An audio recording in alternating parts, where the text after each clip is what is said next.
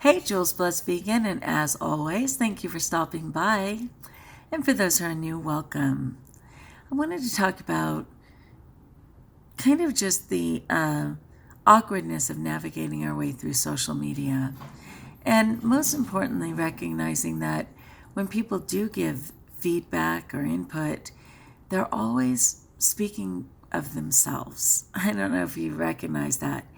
But basically, what it is that and I've accidentally done this more than once, where I've given unsolicited feedback and ended up offending someone. And, that person didn't ask for feedback, but I gave it. And I think what it is that on social media, we don't have the benefit of being face to face.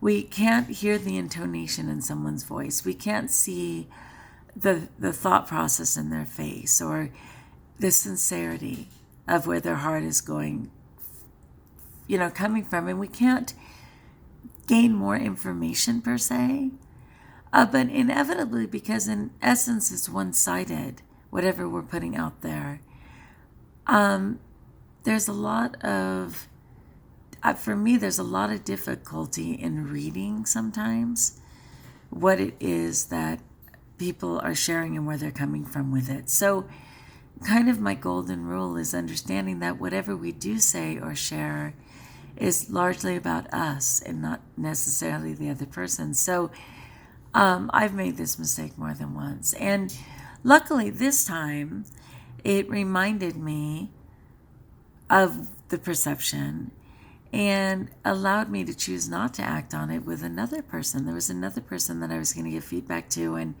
I had the grace to not give feedback. Would it benefit them? I don't know, but it's not something that I need to act on. And I really made this mistake with one of my daughter-in-laws and therefore my son, because they're a unit, right? And in my own insecurity, I expressed something that really devastated her. And I had to pray about it, and I had to let her know that at the end of the day, it wasn't even about her. It was about me and my own insecurities. And that may, to some extent, have been this case, though I'm not there with it yet.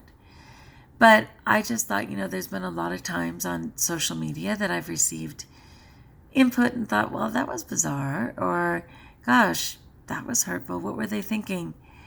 And when I changed it around and saw it from their perspective, I was able to let go much sooner. And that's probably true in most of life, but I am referencing social media right now only because that just happened to me, and I'm kind of still sitting with the awkwardness of it.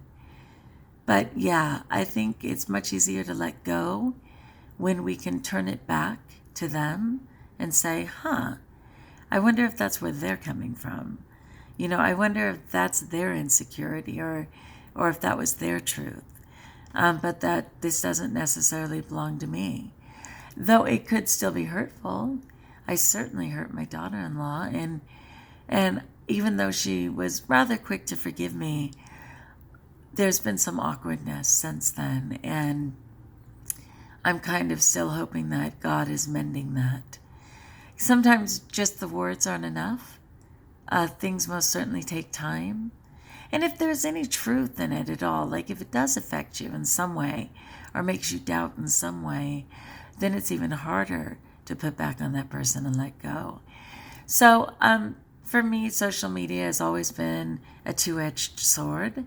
It's a blessing because I can communicate with people I'll never maybe see in person, people I never would have known otherwise, and even people I knew from my past that by all accounts would not know currently, but for social media. On the other hand, because of all those exact same reasons, it can be very challenging and painful, and kind of difficult. Again, kind of difficult to just navigate at times. So I just wanted to share that because it was fresh with me. What do you think? How do you do with social media? Do you ever re-inquire with that person and try and gain more of where they were coming from?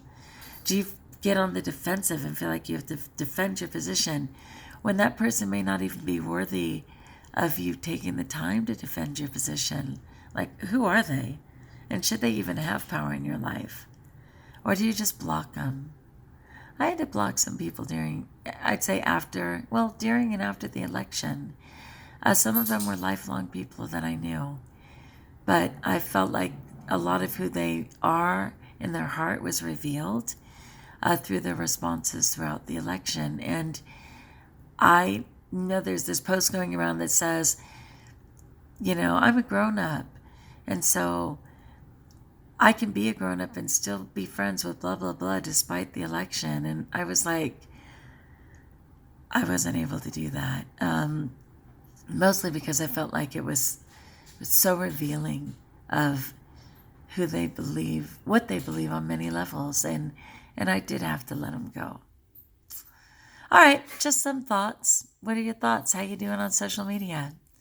All right, my friends, I'm exhausted. I haven't heard more regarding our precious friend Grace who died, but I'm sure we will be getting more information. Our children are probably just so sad and upset and just dealing with stuff. There's so much after her death.